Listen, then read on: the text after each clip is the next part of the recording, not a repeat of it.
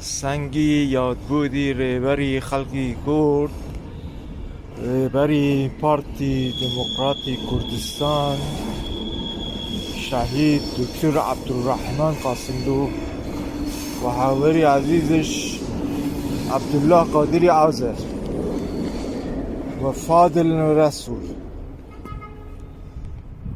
او سه کسیش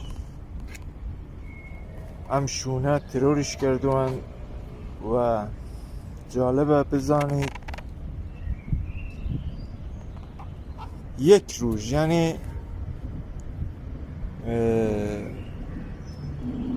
یک روز هم نبود، به 12 ساعت بر بود. یعنی او ترور او جنایت به هاکاری پلیسی اتریشیش کرده بود.